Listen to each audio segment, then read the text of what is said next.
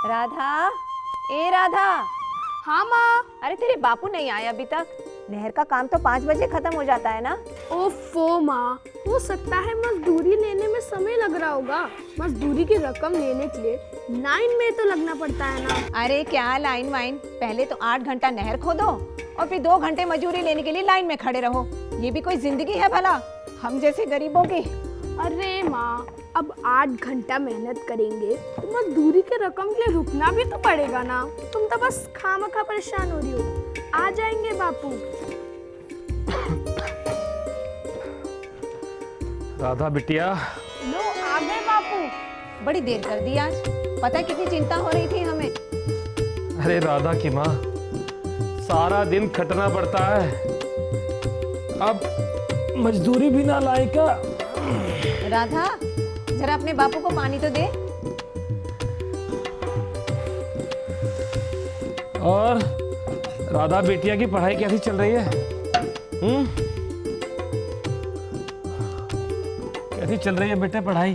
अरे बापू, पढ़ेंगे नहीं तो तुम्हारा सपना कैसे पूरा करेंगे? आप ही तो बोलते हो हमें पढ़ा लिखा कर कलेक्टर बनाना है। हाँ बिटिया, सपना तो तेरे बापू का यही है, पता नहीं अब भगवान ही जाने कि कब पूरा होगा। अरे दुखी काहे होते हो राधा के बापू, इसके भाग्य में होगा तो सपना जरूर पूरा हो जाएगा। अब तुम ही तो इसे पढ़ा लिखा कर कलेक्टर बनाना चाहते हो ना। अरे कमला रानी, तू भी मेरी तरह मन को समझाए हुए बैठी है, बस झूठी तसल्ली दिए हुए बैठी। अरे अरे भला तू ही बता कि ये 100 दिन की नरेगा की मजदूरी से हम अपनी बेटी को पढ़ा लिखा के कलेक्टर बना पाएंगे? कलेक्टर बना पाए या ना बना पाए, मगर सोच तो सकते ही है ना। या अब गरीबों को अच्छा सपना देखने का भी अधिकार नहीं है क्या?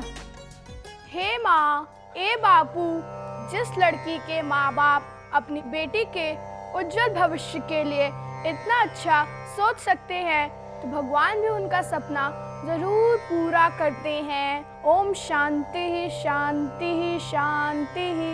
अरे माँ, अरे बापू, आप दोनों चिंता क्यों करते हैं? अभी हमारी उम्र ही क्या है, बहुत समय पड़ा है। क्या पता कल को भगवान बापू को खूब पैसा दे दे। अरे वाह बेटा, तू तो अभी से बहुत समझदार हो गई है बिटिया। इसीलिए तो कहती हूँ, इसके भाग्य का कुछ पता नहीं है। अगर इसका भाग्य जोर मारेगा तो तुम्हारी भी तो किस्मत पलट जाएगी। ठीक कहती हो राधा की माँ, भाग्य का ही तो सब खेल है, वही जाने। राम राम सुखराम भैया। नमस्ते जागृति। राम राम बहन जी। राम अरे राम। बहन जी आइए आइए। राम राम कमला। बैठिए बैठिए। अरे जा बहन जी के लिए पानी ला, तो कुछ खाने को ले आ। अरे पानी वानी रहने दो, बुधराम के घर से पानी पीकर ही आ रही हूँ। बैठो ना। और सुखराम भैया बताओ, नहर की खुदाई कैसे चल रही है? बस अच्छी चल रही है जी। और मजदूरी वगैरह समय पर मिल तो जाता है ना? हाँ हाँ, सब एकदम समय पे मिलता है। बस ये समझ लीजिए कि भगवान की कृपा है, दाल रोटी मिल रही है बस। अरे राधा के बापू, ये तो बहन जी का धन्यवाद करो, जिनकी कोशिशों की वजह से गांव के गरीब किसानों को नरेगा में काम दिलवा दिया गया। नहीं तो खेत की बुआई से लेकर कटाई तक या तो खाली बैठे रहना पड़ता या मजदूरी के लिए शहर जाना पड़ता। बिल्कुल ठीक कहती है राधा की माँ। गांव के गरीब किसानों के लिए तो बहन जी ने बहुत अच्छा काम किया है।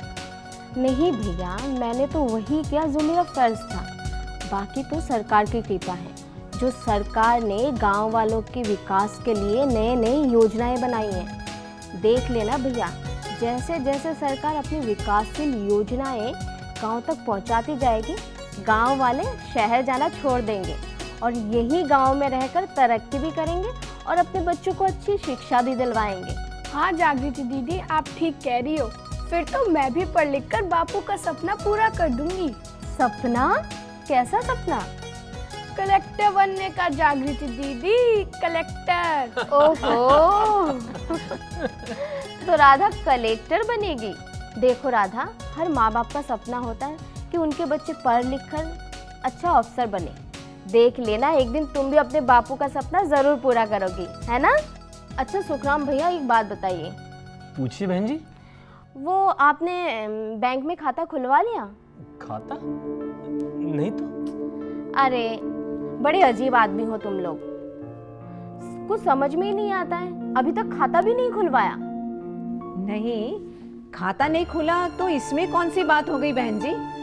अरे कमला, मैं अभी बुधराम के घर से आ रही हूँ। पता है, बुधराम के जोरू ने 2000 रुपए जोड़ रखे थे दाल के डब्बे में।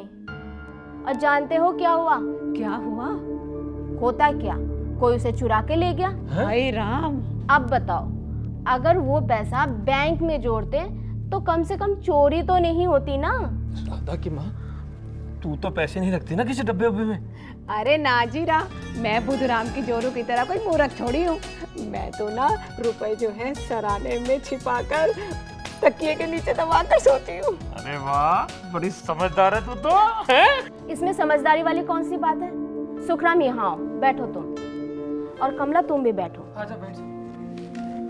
बापू, जागृति दीदी ठीक कह रही है। अगर पैसे बैंक में जमा करेंगे तो वहाँ सुरक्षित रहेगा और उसका ब्याज भी तो मिलेगा। अरे राधा बेटिया, अरे तो क्या बैंक में खाता फ्री में खुल जाएगा? और फिर हमारे पास खा पी के बचता ही कितना है तो जमा करेंगे। सुखराम भैया, खाता फ्री में खुल रहा है, फ्री में, वो भी 0 बैलेंस पर। फ्री में खाता खुल रहा है? ये कोई नया बैंक आया है या फिर सरकार की कोई नई योजना है बहन जी? प्रधानमंत्री जन धन योजना, तुम लोगों ने सुना नहीं? प्रधानमंत्री जन धन योजना? हाँ, प्रधानमंत्री जन धन योजना। अब हर सरकारी बैंक में प्रत्येक गरीब लोग खाता खोल सकते हैं। अब हम गरीब लोग भी बैंक जा सकते हैं। ए जी, मैं तो कहती हूँ बैंक जाकर खाता खुलवा लो। अरे राधा की माँ, खाता तो खुलवा ले, पर उससे फायदा क्या है? तू तो जानती है, जो कुछ भी कमाता हूँ सब खा पी जाते हैं, उसमें जमा क्या करेंगे खाते में हम? हाँ? अरे सुखराम भैया, सरकार ने हम गरीबों के लिए सोचकर ही ये योजना बनाई है। वो कैसे बहन जी? तुम मजदूरी करते हो, हाँ। तुम फावड़े भी चलाते हो। हाँ बहन जी, फावड़ा भी चलाता हूँ। मान लो तुम्हारे साथ किसी दिन कोई दुर्घटना हो जाए तो? दुर्घटना? हाँ, भगवान ना करे किसी दिन तुम खेत में काम करते करते गड्ढे में गिर जाओ या तुम्हें फावड़ा लग जाए, तो तुम्हें इलाज के लिए पैसे की जरूरत पड़ेगी ना। कहाँ से लाओगे तुम पैसे? मतलब यही तो फायदा है। प्रधानमंत्री जन धन योजना के तहत अगर तुम बैंक में खाता खुलवाते हो तो तुम्हें तुरंत 1 लाख रुपए तक का दुर्घटना बीमा और 30,000 रुपए तक का जीवन बीमा मिलता है, वो भी मुफ्त में। 1 लाख रुपए? हाँ राधा के बापू, मैं तो कहती हूँ फिर तुम खाता खोल ही लो बैंक में। बापू, अब तो खाता खुलवा ही लो। हाँ भाई, अब तो मैं जरूर खुलवाऊंगा खाता। सिर्फ ये फायदा नहीं है, और भी बहुत से फायदे हैं। और भी फायदे हैं बहन जी? हाँ, देखो सुखराम भैया, तुम्हारा सपना है कि तुम अपनी बेटी को पढ़ा लिखा कर कलेक्टर बनाओगे, है कि नहीं? हाँ, सो तो है। तो तुम्हें उसके लिए पैसों की जरूरत पड़ेगी। बिल्कुल पड़ेगी। और जब तुम उसकी तरफ देखोगे और उसके भविष्य के लिए सोचोगे, क्या तुम अपनी कमाई में से थोड़ी सी पैसे उसके भविष्य के लिए जोड़ोगे नहीं? बिल्कुल जोड़ूंगा बहन जी। तो क्या वो बचत तुम अपनी बेटी के भविष्य के लिए बैंक में जमा नहीं करोगे? जरूर करवाऊंगा। एक फायदा और सुनो। और भी फायदे हैं? वो क्या बहन जी? जैसे ही तुम्हारा खाता 6 महीना पूरा कर लेगा, तुम्हें बैंक की तरफ से ओवरड्राफ्ट की सुविधा मिलेगी, वो भी 5,000 रुपए तक का। बापू, जागृति दीदी ये कहना चाह रही हैं कि जब तुम्हारा खाता 6 महीने पूरा कर लेगा तो बैंक की तरफ से तुम्हें 5,000 तक का कर्ज भी मिलेगा। हाँ राधा, बिल्कुल सही कह रही हो। ए जी, मैं तो कहती हूँ बहन जी के साथ सुबह ही बैंक जाके अपना खाता खुलवा लो। मैं कल ही खोलूंगा।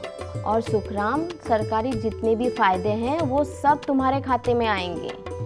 और तो और तुम्हें बैंक की तरफ से एक डेबिट कार्ड भी दिया जाएगा। क्या बहन जी? वो ATM कार्ड होता है ना, जो मशीन में डालने से पैसे निकल आते हैं, वही।